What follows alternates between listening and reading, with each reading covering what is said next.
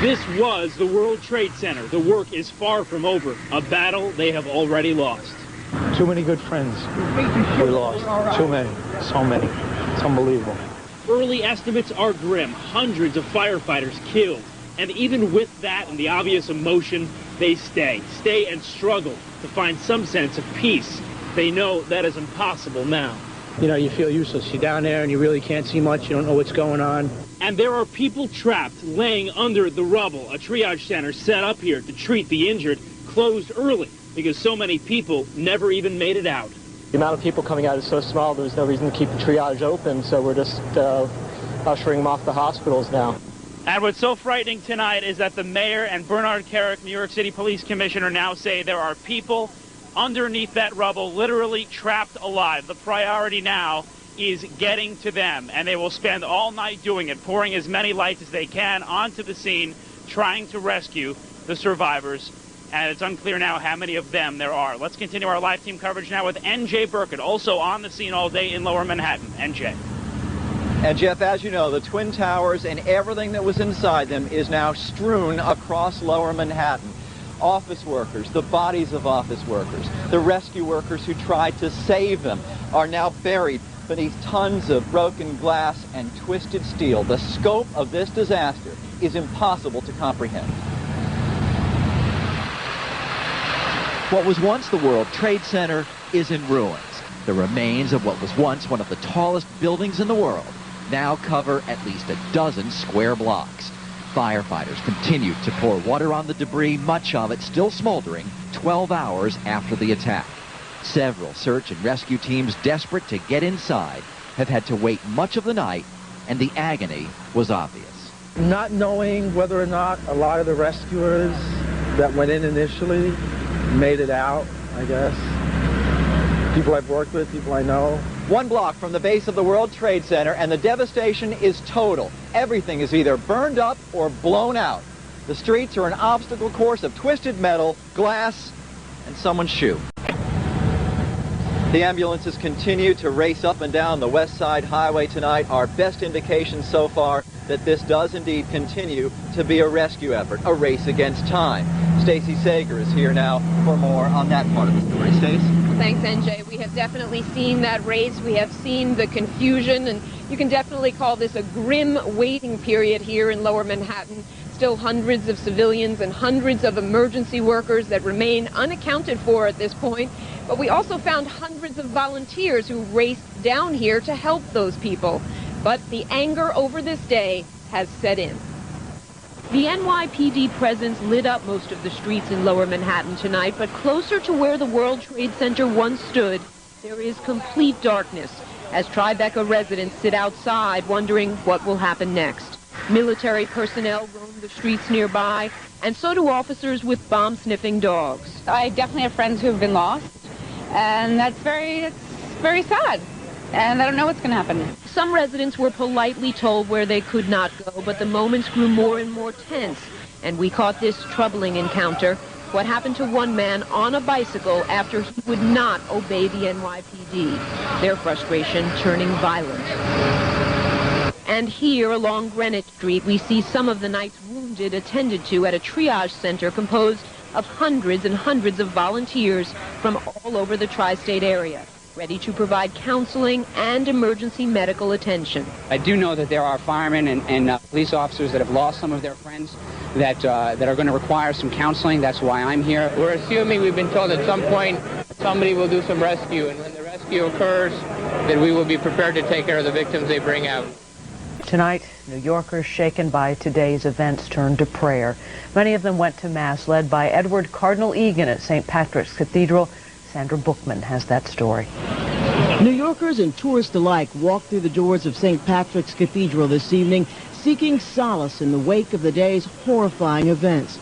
Some trying to understand how the steel symbols of American might could crumble so quickly. Others holding fast to faith when the seemingly infallible failed. It's hard for me even to believe, but I know that out of every tragedy, there comes a greater good. Among those offering prayers for the day's victims and commendations for the city's emergency response, former New York Mayor Ed Koch. You can be very proud of the city and the way it responded to this terrorist act. You have to grieve for your fellow New Yorkers. Look kindly on us in this hour of our suffering. Edward Cardinal Egan led the Mass and delivered the homily tonight, saying he'd seen New Yorkers at their best in the worst of situations today. And he stressed this is not the time to focus on retaliation. In the style of civilized people, we will bring them before the court of justice. Later, the Cardinal told reporters he'd spent more than 3 hours in Lower Manhattan. He'd seen the second of the 2 towers come down and had delivered last rites to several of the injured at St. Vincent's Hospital. Still, he insisted his faith in God, in New Yorkers, and in the country is unwavering. Certainly we've been shaken, but we haven't been shattered. Sandra Bookman, ABC 7, Eyewitness News. And the Archdiocese has confirmed tonight that a New York City Fire Department chaplain, Father Michael Judge, was among those killed in today's Trade Center attack. Danny, we're told that some heavy-duty equipment is now moving into Lower Manhattan. Rescue equipment, we're told. This is a live picture of that.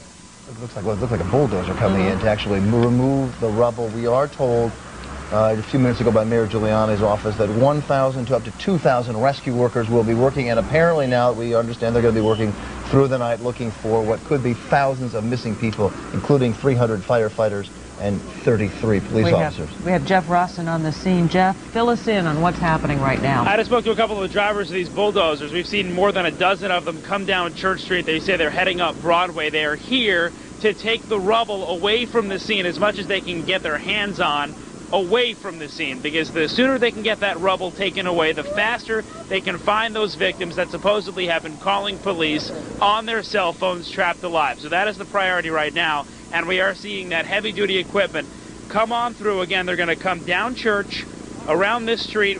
This is Duane right here. Then they're going to go up Broadway back to the World Trade Center, try to get that rubble out of here. Just make this clear, Jeff. If there were any doubt tonight that some of this operation would be held until daybreak, apparently that has been put to rest, right? It certainly put to rest. You heard the mayor say it, and we're seeing it firsthand. It's not nightfall that's going to hurt them, it's all the dust. We've seen more of that getting kicked up. In fact, I was coughing just a couple of minutes ago. That hasn't happened to me for about an hour and a half or so. But they have brought lights here. We saw that about 5 o'clock tonight. They were prepared. We were all impressed about how prepared they really were. And we'll shoot down Church Street here and give you a live picture. You can see they have the scene very well lit.